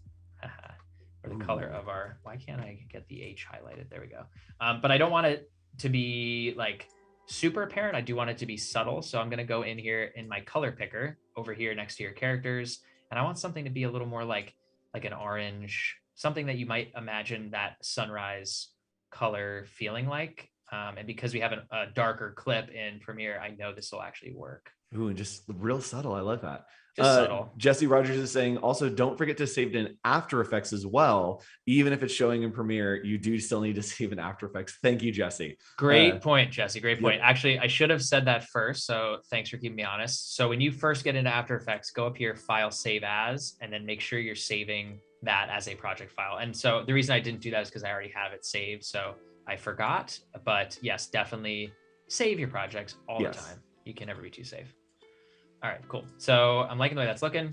And now what I want to do is, as this is coming into animate, I want to put that like little bounding box around it. I just thought that'd be sort of fun, something new, something a little different. So we're going to come in here and we're going to go new shape layer. Okay. And the shape layer is like Illustrator files, vector files. You can do whatever you like to it. If you're building it here in After Effects, if you built something in Illustrator, you can bring it very easily into After Effects. That might be a good like daily creative challenge tutorial to show. Ooh, crossover. So we're doing it. All right, so we're gonna go up to the pen tool. Before I do that, I want to press enter on my keyboard and I want to name this shape. Line around box. That's a really clever name, James. Yeah. Way to go. Anyway, so I'm gonna rather than the pen tool, I'm gonna take the rectangle tool. I think it's easier. Yep. I have no fill and I have my stroke at like 30 pixels, which I know is gonna be too thick, but just so we can see it. All right, so I'm gonna drag this around said earth. All right, and that is very large. So what I wanna do first is I wanna press Y on my keyboard and I want to take, where did I go here? Nope, I don't wanna do that. Do you ever do that? You're like, what am I trying to do? Oh, yes. Oh, there we go. I needed to move this thing around. Okay. So I'm going to take my stroke and I'm going to actually adjust this. Let's go like 5 pixels because I think it just looks cleaner to have this similar line weight that we're already dealing with. Okay. And now we just have this random box in the middle of our title, just floating. And we don't want it to float. We want to have it do something. And After Effects is a great place to have things do things. So I think that's the official new slogan. I honestly think that should be the slogan. Have things do things. Have things do things. Adobe Creative Cloud. Creative Cloud. So I'm holding Y on my keyboard. This is the anchor point. So this allows you to move the anchor point of where maybe like the animation would start. So I'm going to put it here so that when I do this animation, we're hopefully starting on the left side. So it's almost moving with our text. All right. So line around box, we're going to add a trim path. Okay. And a trim path is essentially going to take a starting point and an end point of this object, and you're going to just tell it like, imagine like a clock going around in a circle or something like that. And all of these, again, have a start parameter, an end parameter, and your offset. And the offset will help me decide like where I want to position the actual animation. So before I animate anything, if I just move this, you'll notice, whoa, cool. If I drag the start all the way to 100, this box disappears. If I drag the end all the way to 0, this box disappears. And so you can get really creative with playing with these parameters and keyframing them and having them animate in different ways. But all I wanted to do is basically, let's move this so it's appropriately positioned. And can you edit where it's starting and stopping along that path? Yes. Yes, so we will do that. So I'm going to move this down a little bit. So if I press start and I were to just do like a start and start property, so not a start and end, but like a start and start. Oops, what did I do here? Okay, so start, we want it to start at 100. We want it to end at 0 because we want to actually see it coming into the frame. Yep. In one way, but I'm going to drag this out because now it's happening way too fast, right? So if we wanted to, okay, there's some cool things happening there, but it's very basic right now. So now you're just adjusting, but I don't like that it's starting up here on the right-hand corner because obviously it's coming the opposite direction. So I'm going to see where this offset is, and I'm going to drag my offset to see where I want this to actually start. Oh, cool. And now I kind of have something starting along this side instead. And you can get really creative with it and like start the end and the start at different times so that you can kind of like follow it along the loop. Yep. But in this case, we're just going to do kind of a more basic square. And I'm liking the way that's looking. That's looking pretty good. But what I want to do is I want to actually come down here to trim path. How did I do this before? Oh, so under your shape, you have all these other properties. So you have a fill, you have a stroke, you have your path, like you can round the edges. So if I turn round up, now it's like a rounded box instead of a square. Let's go to like 10%. Let's round it a little bit. Let's go to the stroke here. And this is where you can, After Effects just keeps going over. It's amazing. Yes. You're like, it's like the clown car that never has people coming out of it. So we're going to go to where it says wave and I literally just clicked this because it's like, oh, wave, the earth. That's cool. And I'm going to start playing with things here. So if I play with the amount, you'll notice here, if I click off of this, that now, where am I? Oh, that's like now the roughen feature in Illustrator. Sure. Yeah, exactly. So now I've created kind of like a little bit of a wave look. I actually don't like the roundness as much now I'm looking at it. All right, wave. And I want to make that animate maybe. Like I want to actually see it kind of going from like a thicker wave to a thinner wave or vice versa. So I'm going to come in here and press wavelength, and it's at 100 right now. We're going to come all the way here and let's go here. So I'm going to actually start it at 0.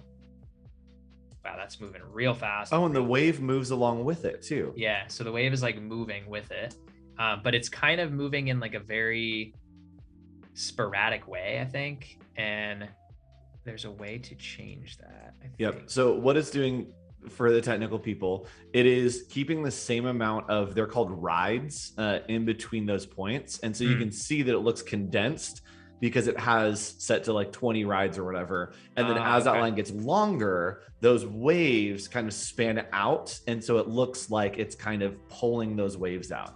Okay. So I wonder, so that's probably what the phase is then. Like, because I think phase, I don't know. Let's try it. I don't remember what I did totally. I only know this because you can do zigzag filters in Illustrator that looks like it's the same idea, that you have rides per segment. And it seems like it's pulling the rides per segment. Oh, that looks better. Looks a little better. Let's see what I had here, because I think I did it a little wider. See it, like it's moving a lot slower here. Yep. So if I press U on my keyboard, this drops down the parameters of what I've done. So anything I did, so I adjusted the phase, the wavelength, and the amount. I think that's what I was missing, the amount. So if I want to go all the way in here, rather than doing it with the shortcut here, I can go rectangle. I can see, you'll see the points and the dots on here. Yep. I can actually scroll down and see what it was that I changed. So if I go down to wave, all right, so what I did here was I created the amount. Oh, so the amount started and then it turned, and so the phase changed. Okay, so where was my amount? All right, so let's start the amount here. So we're gonna press our keyframe 50, right? And let's go to, let's say 80. All right, and we're gonna change our phase as well. So we're gonna go here, make sure our keyframes are somewhat aligned, and we're going to change our phase to, let's say, like 3. Okay, so there's still something weird going on.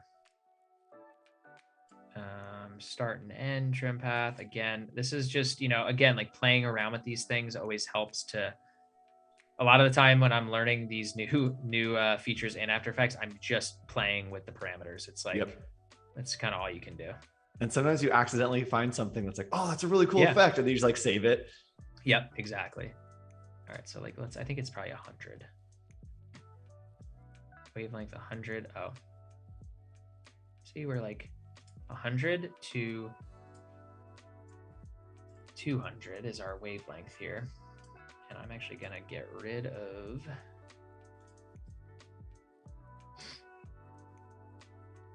our amount, I think.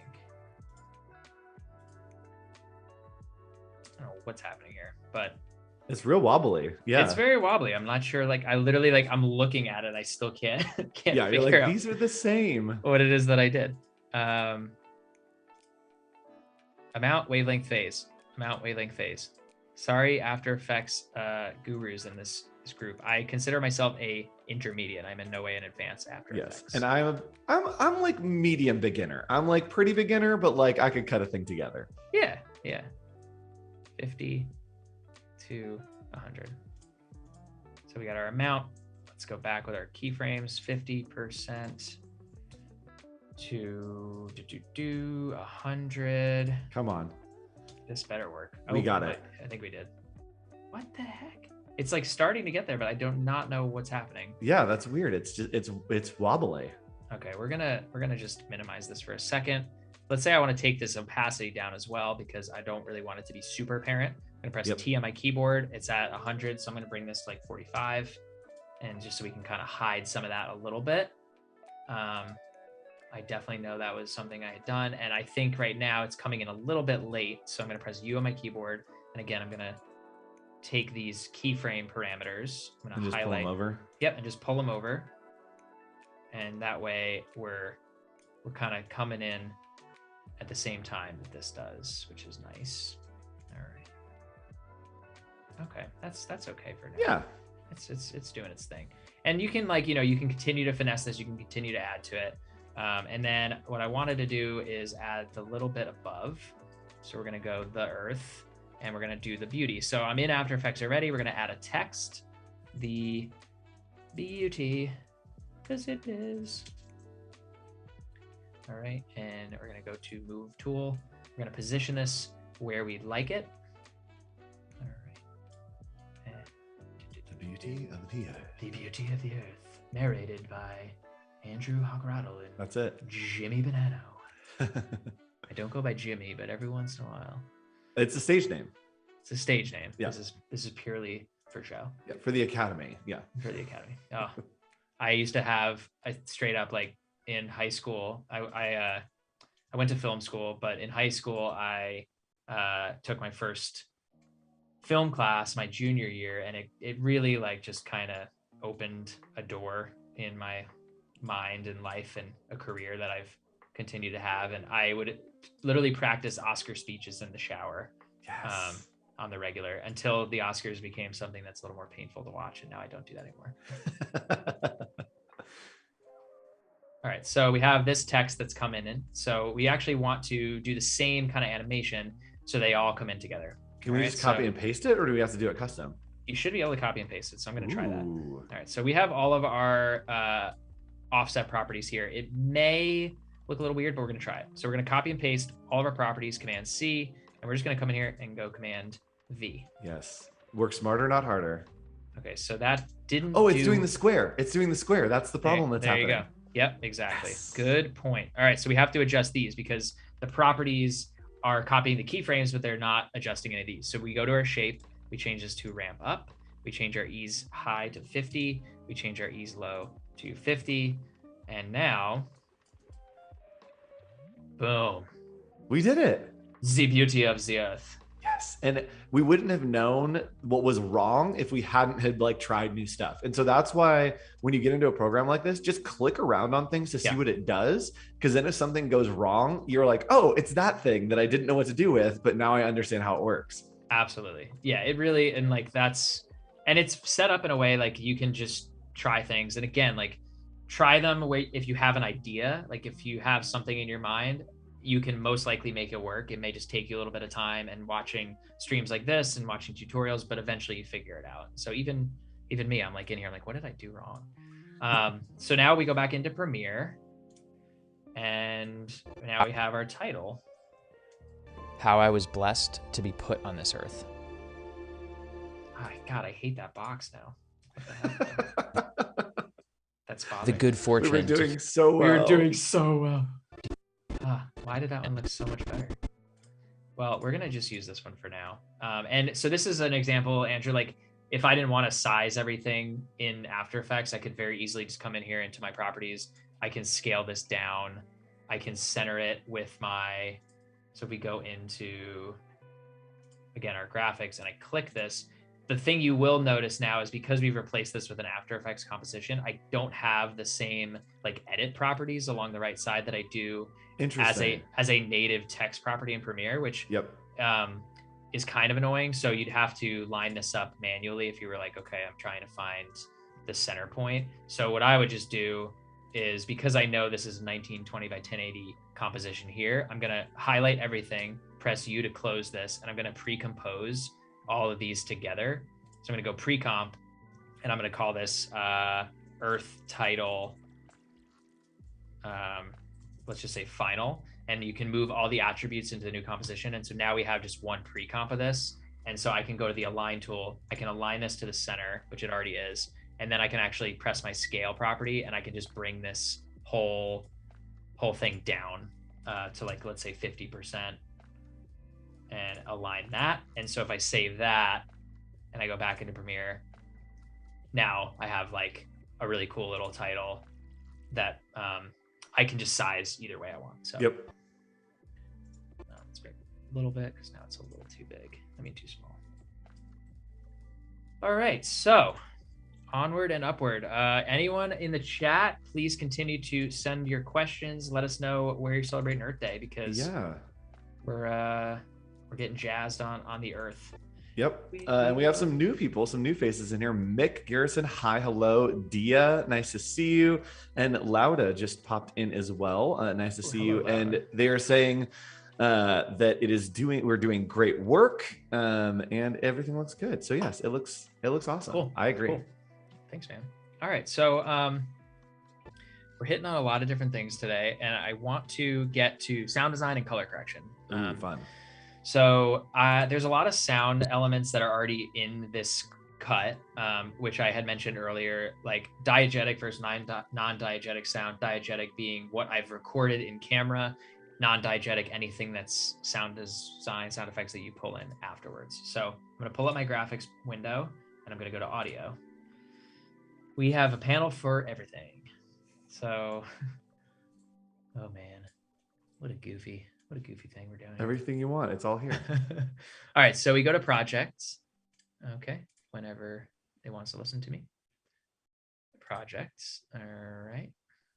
And audio.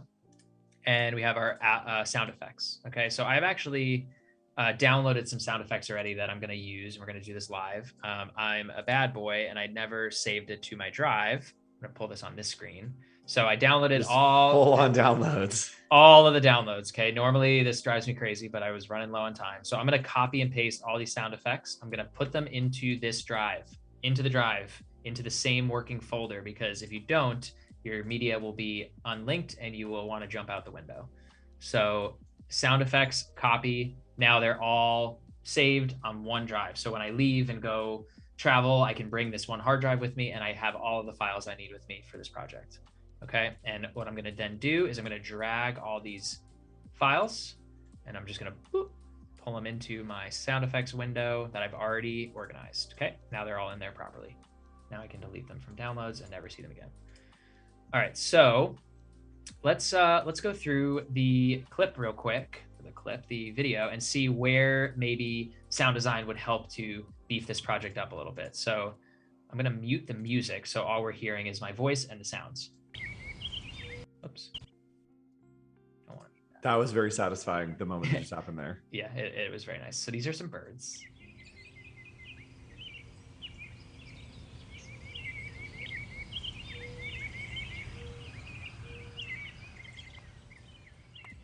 So there's no real sound on top of this clip of Anna, and I've already built out the sound design in the intro, and I think it really lends itself to having something else being heard. And in this case, I don't know if I actually grabbed anything that's like an ambient morning desert or something like that. So what I'm going to do is I'm going to pop over to Epidemic Sound, and this is where I source a lot of my sound effects from. So just for sake of time, I'm just going to say desert, ambience, maybe something will come up, and I'm going to just play a few of these. Let's see, this is sound design, or this is, yeah, make sure it's sound effects and not music, because that was all music tracks. So let's just go desert first. Desert night, desert wind drone. That's kind of cool. It's a little drone window. Definitely too like, let's see. Oh, Salt and Sea. Yeah, Salt and Sea. That's right by me. Yeah. What a crazy story that place has. Oh, it is just I've been so many, we used to do photo shoots out there and video shoots, and it is just the weirdest place to visit. Yeah, I went once and it was just like nuts. So I don't know if I like any of those desert ones. So what I'm going to do is I'm going to go into that folder that I mentioned earlier, which is under my video assets and additional clips. And sometimes I like to use sounds that might not necessarily be the sounds of that location, because I think it kind of gives it something a little different. Yep. And they might work just as well. So where am I at here? All right. So I think I really like some sounds of like the beach. Yeah. So that's like very bassy wind, which might be a little too distracting, but let's see if I have anything else that could work. I don't even think I had the audio on that time. So much for that, James. That's kind of cool. Yeah, it feels like crackly a little bit. Yeah, there's like some leaves crackling, which you wouldn't obviously see in the desert, but no one's going to know. So I'm going to actually take just the sound of that clip, and I'm going to drag the audio, just the audio, in here. Okay, and now we have this clip that if we play it, it's like ambient sound. So we actually have some ambience, which helps to layer it in, but I want it to be subtle. Again, like subtle's the key. So I'm going to drag the volume down, let's say like 16. And I don't like to just have the sound right on the clip. I like to drag it out, and I do what's called an L cut, which you would normally do with visuals, but the L cut allows you to start to transition your clips before the next clip appears, so that the audience anticipates what's coming. So you press P on your keyboard, because I have now these audio properties up, and I'm going to just slowly kind of fade this in and fade it out, and you'll notice, oh, okay, James, why didn't you fade it out on the clip? I've kind of transitioned it into the next one. And that, interesting. That, my friends, is very good, clean sound design, because you're not cutting something abruptly. So if I played this and I soloed, if I muted the track, the music track, which we have, and I play this now,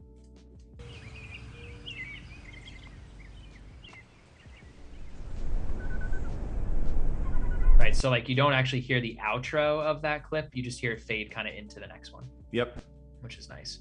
And now what I want to do is I want to add a couple more like seagull sounds, because I didn't record enough of those, and I like the sound, but it is a little bit, it was windy and I didn't have like a filter on the camera, and I know I have some nice sounds of that. So I'm going to go into, and when you're shooting seagulls, you can never have enough. That's if you see one seagull on screen, there's at least another 20 somewhere off screen. Oh yeah, 100%. And they're just usually screaming. They're just waiting for their close up. They're like, yo, yeah. when do I get a chance? Yep. All right, so I have some seagulls here, so let's listen to what we have. Whoops, that's very not what I want. Let's go.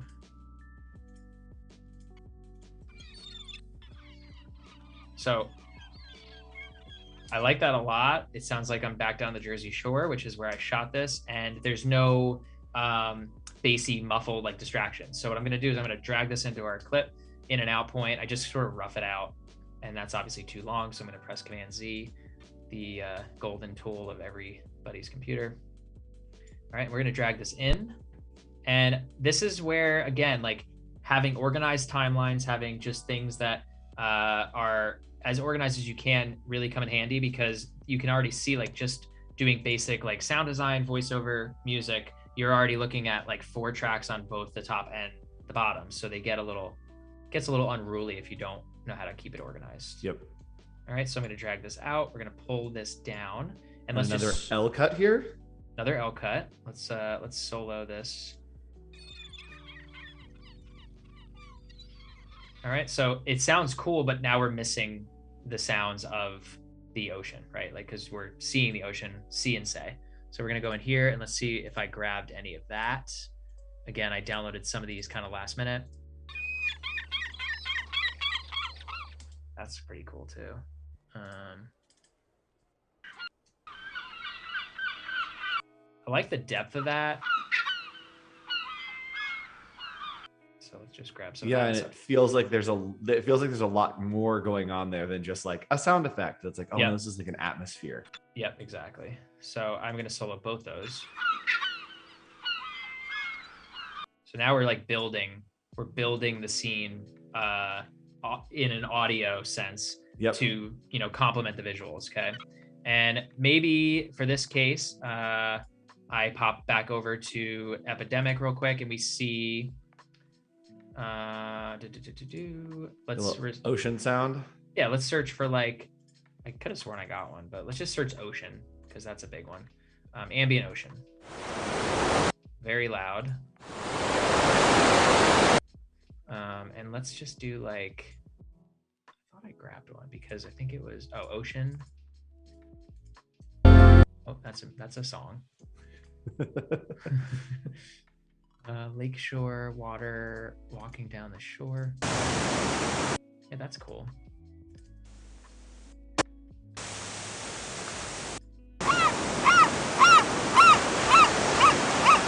All right, so what I'm gonna do is I'm gonna layer these on top of each other and just kind of like build it out a little bit. And then you're just adjusting the volume. You're seeing what actually sounds normal, what sounds out of place.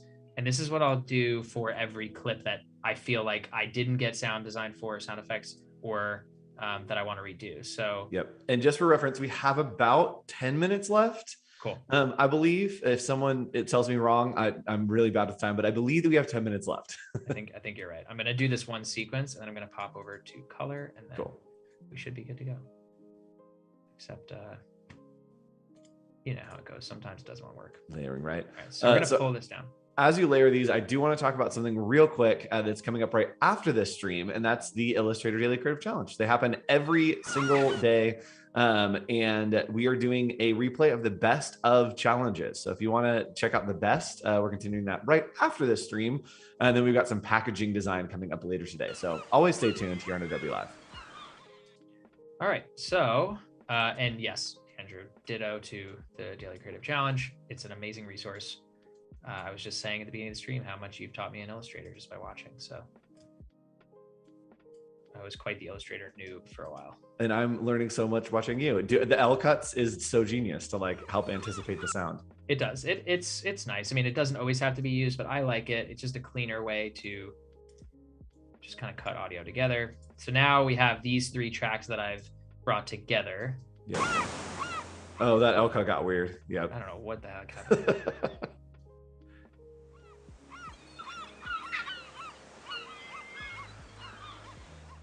Wow, that layered so well. Yeah, so like even without the music, you can hear how well that sounds. And if we were to take our clip that we actually had recorded and solo that instead, let's see, solo this. Right, so that was our initial clip, and I don't like the way the wind sounds, so we're just gonna turn that down, or we can disable it like we spoke about earlier. And then if we turn all these back on, and now we hear how it comes together with the music. Come on, Premiere.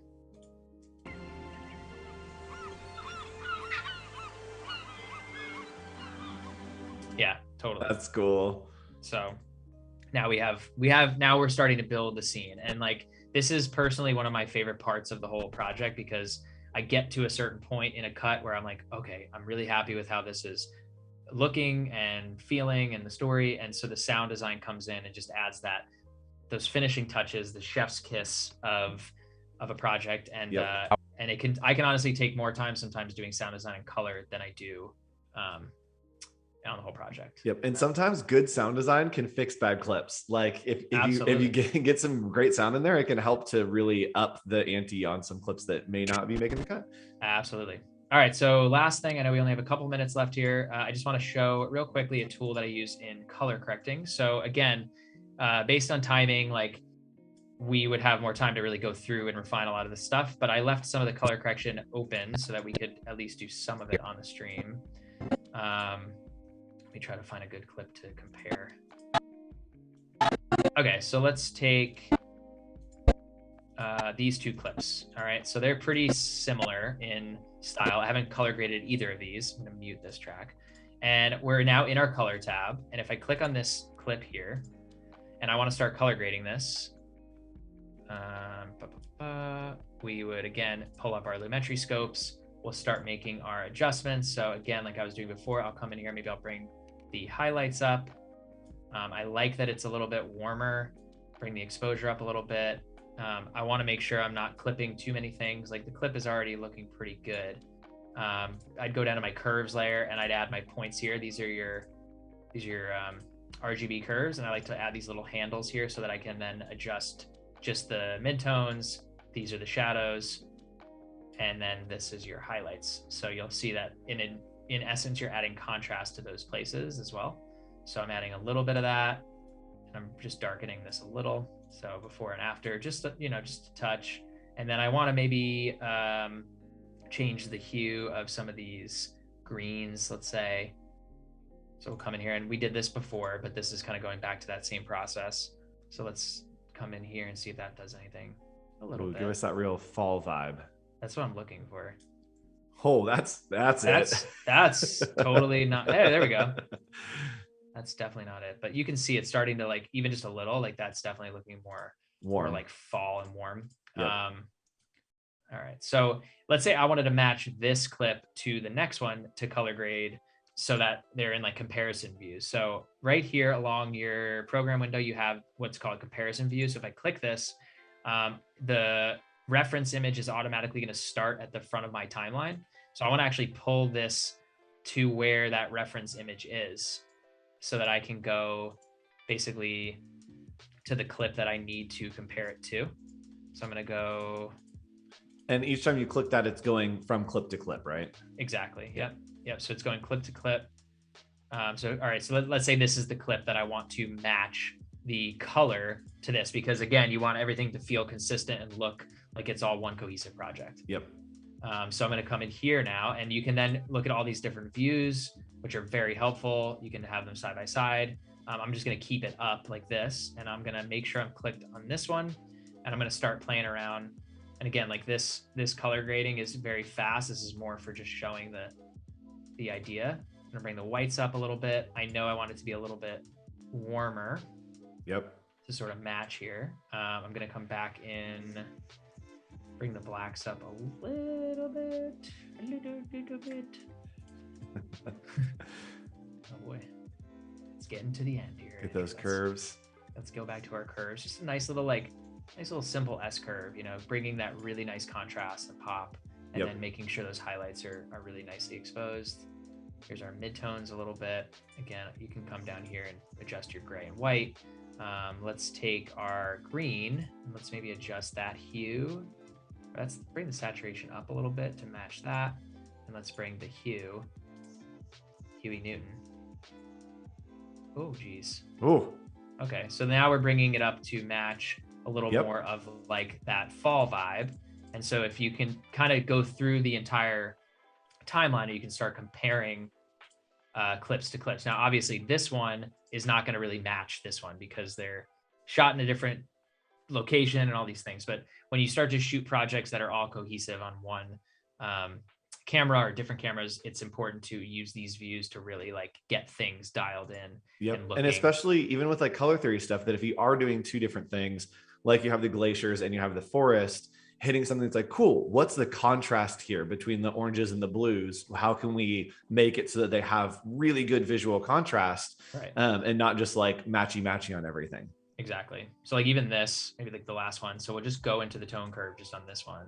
And like this would be cool to really crush those blacks, like enough where they're not going to lose detail, but already that just like from that to that helps Yep. to bring that out. We're going to bring the highlights up and the midtones up a little bit. And then I'm going to take my temperature and I'm going to bring this up just a hair, maybe bring the whites, the highlights, and then maybe bring the saturation down just like a little bit. So now, you know, at first kind of pass, you can start to go through here and just start matching each clip to the next one, to the next one, to the next one. So, so that's it. That's really like color correction in a nutshell, going through it pretty darn quickly. Yep. I haven't seen the side-by-side view, and that seems super helpful across there. It really is.